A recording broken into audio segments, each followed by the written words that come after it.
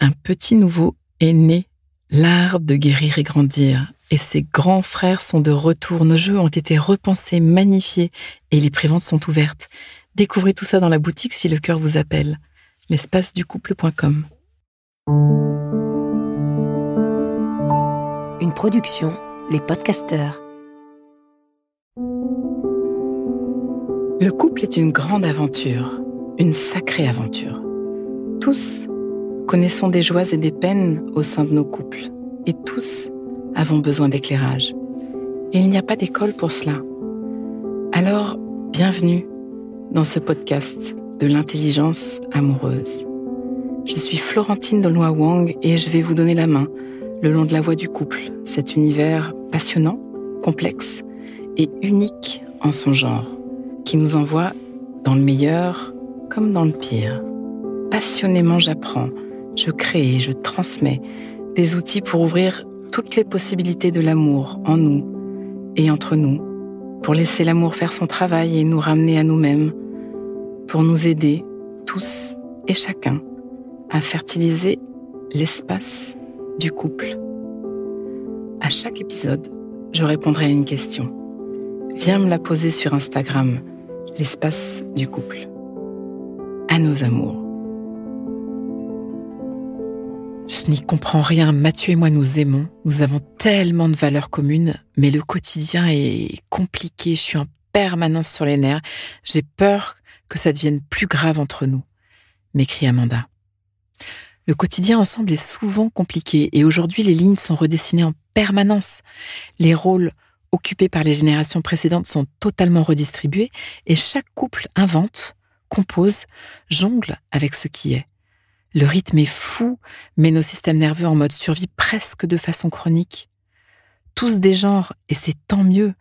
Et il nous faut réinventer, créer ces nouvelles façons, nous ajuster et accueillir toutes les émotions qui s'y attachent, avec cette patine du stress chronique en toile de fond.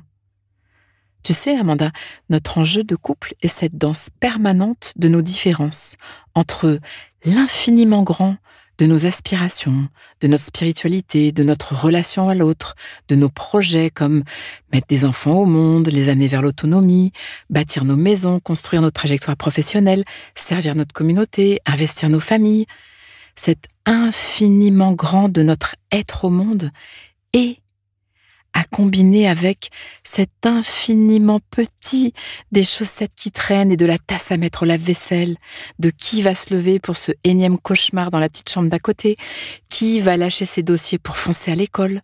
Ce genre de quotidien.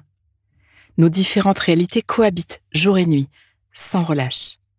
Nous sommes dans ce grand écart permanent de l'infiniment grand et de l'infiniment petit, d'autant plus que nous nous mélangeons jour et nuit. L'affaire se corse encore lorsque nous accueillons des enfants qui viennent nous solliciter et qui aiguillonnent, encore là sans relâche, nos infiniment grands, les valeurs que nous voulons transmettre par exemple, comment lancer un enfant dans le monde, quelle question vertigineuse. Et selon nos enfances, nos trajectoires, nos cultures, nos religions, nos valeurs, les idées vont être différentes. Comme nos infiniment petits qui se lèvent pour ce biberon de 3 heures du mat. Et le plus incroyable est que les conflits et les crises qui divisent les couples adviennent en majorité à propos de nos infiniment petits, tellement petits. Étrangement, nos infiniment grands s'accordent plutôt bien. Ce sont nos chaussettes sales et d'oublier le pain qui nous déconnectent le plus rapidement. Et comme nous sommes dans cette époque magnifique qui permet de nouvelles donnes, de nouveaux couples, de nouveaux genres, comme les rôles ne sont plus fixés par décret, la femme ceci, l'homme cela, une multitude d'histoires que je me raconte et d'émotions viennent s'immiscer dans la to-do list. Ça la charge, sa charge mentale et sa charge émotionnelle. Faites le point sur la source de vos conflits récents ou récurrents. Avez-vous remarqué comme certains thèmes nous envoient toujours dans le mur ? Rarement notre investissement spirituel ou les projets portés ensemble nous divisent. Ce sont encore une fois plus nos chaussettes, la façon dont tu m'as dit bonjour, l'anniversaire oublié, le thé en retard, qui empoisonnent notre joie d'être ensemble. Nous sommes vraiment de drôles de bestioles. Avez-vous remarqué d'ailleurs que cette personne avec laquelle nous sommes le plus proches, le plus engagés, cette personne la plus centrale dans notre vie, est celle-là même avec laquelle nous nous permettons nos réactions les plus infernales? Quel paradoxe! Encore un monde à l'envers dans notre espace du couple. Une belle question à se poser. Je dirais même la question qui tue. Prends le temps et demande-toi: est-ce que je serais heureuse de vivre avec moi? Est-ce que je m'aimerais comme partenaire? Est-ce que je supporterais de vivre avec moi? Est-ce que c'est la fête d'être mon amoureux ou mon amoureuse? Renversez votre perspective. Et au passage, pensez à remercier votre partenaire de son courage de vivre avec vous. Pause. Inspire. Expire. Fais de la place à l'intérieur. Comme un petit entracte qui donne de l'oxygène. Prends juste un instant pour refaire de la place. Voilà. J'y reviens. Alors, est-ce que tu serais heureuse de vivre avec toi, d'être ton partenaire, de te payer les réactions, les actes, les gestes de toi, comme tu les offres à l'autre? Si la réponse est oui, c'est suspect, il y a probablement un angle aveugle. Si la réponse est non, ou pas toujours, alors au boulot. Si la réponse te trouble, si à te regarder fonctionner, si prendre conscience de ce que tu envoies dans ta relation te perturbe, alors zou, viens, il faut te mettre en route. Tu as besoin d'un peu d'intelligence amoureuse dans ta vie. Je peux te donner la main si tu veux. Ces infiniment petits qui nous touchent au quotidien, qui nous mettent en réaction, sont juste la partie émergée de l'iceberg. Les problèmes de chaussettes ne sont pas des problèmes de chaussettes, jamais. Ils sont qu'à l'occasion de ces foutues chaussettes, je me sens comme ci ou comme ça. Et que pour moi, c'est douloureux de me sentir comme ci ou comme ça, parce que je connais cette sensation, parce que j'ai eu une enfance. Alors je vais t'agresser ou te micro-agresser toi et tes chaussettes. Je me rends même pas compte que c'est d'autre chose qu'il s'agit. J'ai pas les outils. Et parce que j'ai pas les rênes de mes réactions neuro-émotionnelles et que tu vas te les manger, parce que j'ai pas de compétences vis-à-vis de ma réactivité, c'est comme ça que commencent nos cauchemars à deux. C'est pour ça que je commence toujours par vous faire travailler sur votre réactivité. Partez en enquête, devenez curieux, commencez à comprendre les histoires des tout petits en nous, dans nos histoires de grands.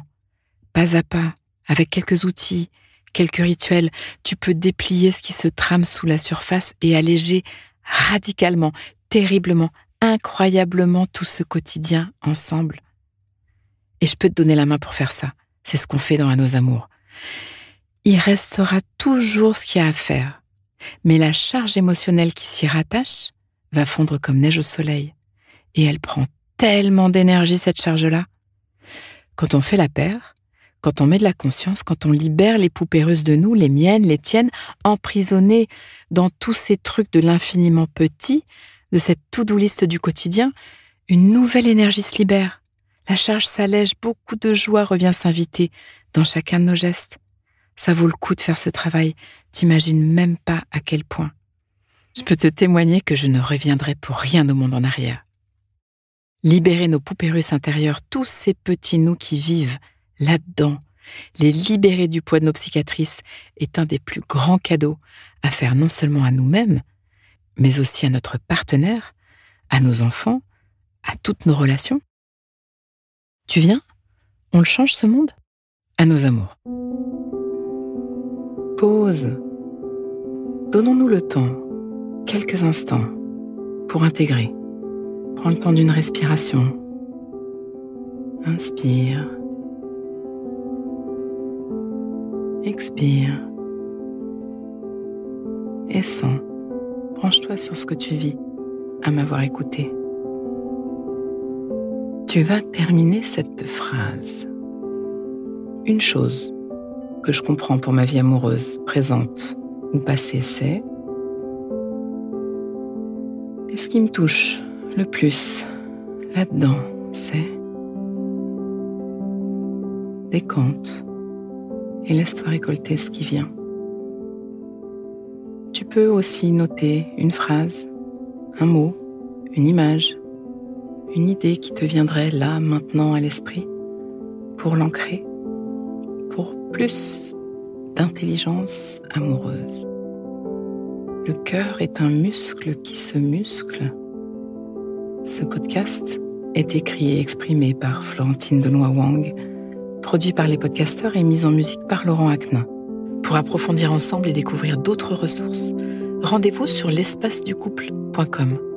Si vous voulez soutenir notre programme, abonnez-vous, mettez des étoiles ou des cœurs, partagez autour de vous et rejoignez-moi sur la page Instagram L'Espace du Couple. À vos amours.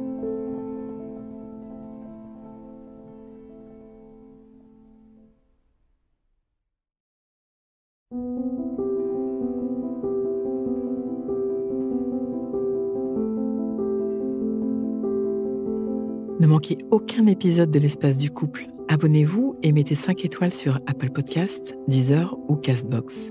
À nos amours.